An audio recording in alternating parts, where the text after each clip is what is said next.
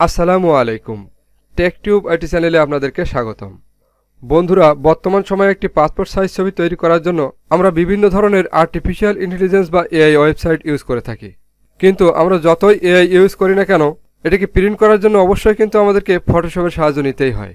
এছাড়া আমরা যদি একজন পেশাদার হিসেবে সময় বাঁচিয়ে একটি পাসপোর্ট সাইজ ছবি তৈরি করে প্রিন্টের মাধ্যমে সেটাকে ডেলিভারি করতে চাই, তাহলে কিন্তু আমাদের নিজস্ব কিছু টেকনিক অ্যাপ্লাই করতে হয়।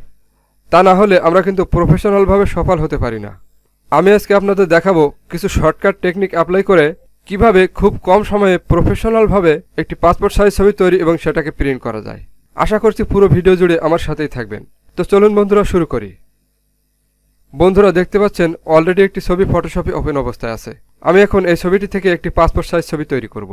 প্রথমে আমি এই ছবিটির ব্যাকগ্রাউন্ড রিমুভ করে নেব। তো একটি পাসপোর্ট সাইজ ছবি তৈরি করতে ব্যাকগ্রাউন্ড রিমুভ করার জন্য কিন্তু আমাদের সবচাইতে বেশি সময় ব্যয় হয়ে যায়। তাই আমি এই ছবিটির ব্যাকগ্রাউন্ড রিমুভ করার জন্য একটি এআই ওয়েবসাইটের সহযোগিতা নেব। প্রথমে আমি আমার কম্পিউটার থেকে একটি ব্রাউজার ওপেন করে নেব। আমি গুগল ক্রোম ব্রাউজারটি ওপেন করে নিয়েছি। এখন আমি এখানে লিখব ফটোরুম। এখন কিবোর্ড থেকে এন্টার প্রেস করব।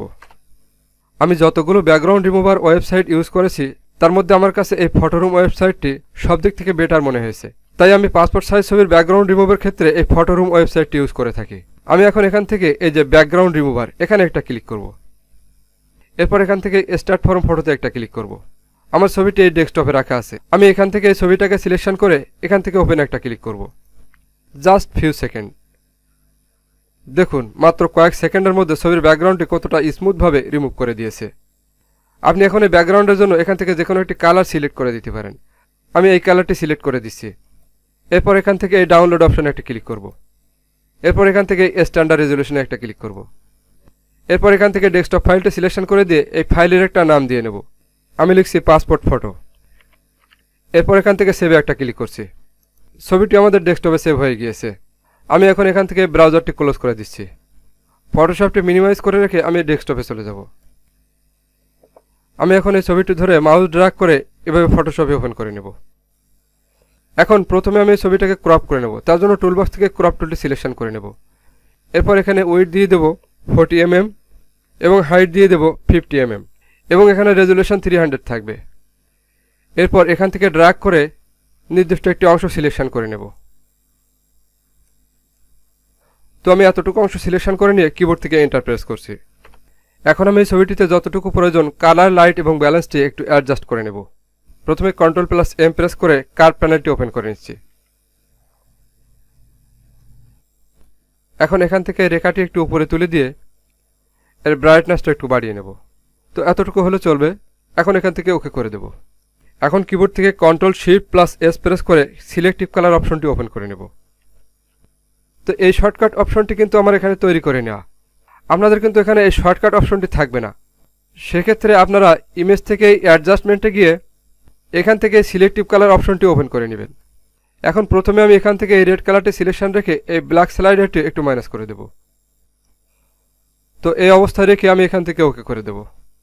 এরপর কিবোর্ড থেকে Ctrl+L প্রেস করে লেভেলের প্যানেলটি ওপেন করে নেব। এখন এখান থেকে এই ডান পাশের স্লাইডারটি একটু টেনে বাম দিকে নিয়ে যাব। এরপরে মিডল স্লাইডারটিও একটু বাম দিকে নিয়ে যাব এবং এই বাম দিকেরটা টেনে সামান্য ডান দিকে নিয়ে আসব। এই অবস্থা রেখে আমি এখান থেকে ওকে করে দেব। এখন আপনি এখান থেকে ছবির ব্যাকগ্রাউন্ডটি এভাবে রাখতেও পারেন অথবা চেঞ্জ করেও নিতে পারেন। তো আমি সাধারণত পাসপোর্ট সাইজ ছবি তৈরির ক্ষেত্রে একটি নির্দিষ্ট কালারের কোড ব্যবহার করে নির্দিষ্ট একটি কালার ব্যবহার করে থাকি। আমি এখন সেই কালারটি ব্যাকগ্রাউন্ডে দিয়ে দেব। তার জন্য আমি টুলবক্স থেকে ম্যাজিক টুলটি সিলেকশন করে নেব। এরপর এই ব্যাকগ্রাউন্ডের উপর একটা ক্লিক করব। এখন এই ব্যাকগ্রাউন্ড কালার বক্সে একটা ক্লিক করে এখান থেকে আমি কোডটি দিয়ে দেব 630CD9। এরপর এখান থেকে ওকে করে দিচ্ছি। আমি এখন এই কালারটি ব্যাকগ্রাউন্ডে নেওয়ার জন্য কিবোর্ড থেকে Ctrl+Backspace কি প্রেস করব। এই যে কালারটি এখন ছবির ব্যাকগ্রাউন্ডে চলে এসেছে। এখন এই সিলেকশনটি উঠিয়ে দেবো। তার জন্য কিবোর্ড থেকে Ctrl+D প্রেস করব। এখন আমি এই ছবিটি প্রিন্ট করার জন্য একটি শর্টকাট অ্যাকশন কি ইউজ করব। আমি এই ছবিটি A4 পেজে সাজানোর জন্য এখানে কিছু অ্যাকশন কি সেট আপ করে রেখেছি। এই ছবিটি আমি এখন একটি ক্লিক করে 5 কপি ছবি একটি A4 সাইজ পেপারে সাজিয়ে নেব। আমি একটি ফাংশন F5 দিয়ে সেট আপ করে রেখেছি। আমি এখন কিবোর্ড থেকে F5 কি প্রেস করছি। দেখুন বন্ধুরা, মুহূর্তের মধ্যে 5 কপি ছবি A4 সাইজ পেপারের মধ্যে অটোমেটিকলি সাজিয়ে গিয়েছে। তো এরকম অ্যাকশন ফাইল কিভাবে সেট আপ করতে হয় তার একটা ভিডিও আমার এই চ্যানেলে অলরেডি দেওয়া আছে। আমি এই ভিডিওর ডেসক্রিপশন বক্সে সেই লিঙ্কটি দিয়ে রেখেছি, আপনারা সেখান থেকে ভিডিওটি দেখে নিতে পারেন। আমি এখন এই পেজটি প্রিন্ট করার জন্য কিবোর্ড থেকে Ctrl+P প্রেস করব। এখান থেকে প্রসিডে একটা ক্লিক করব। এরপর এখান থেকে আমার প্রিন্টারটি সেট আপ করে দেব। তো আমি এই Epson L3110 এই প্রিন্টারটি ইউজ করি, তাই আমি একটা সিলেকশন রেখে এখান থেকে প্রপার্টিজে একটা ক্লিক করে এখান থেকে A4 সাইজের পেজটি সিলেকশন করে দেব। এরপর এখান থেকে ওকেতে একটা ক্লিক করব।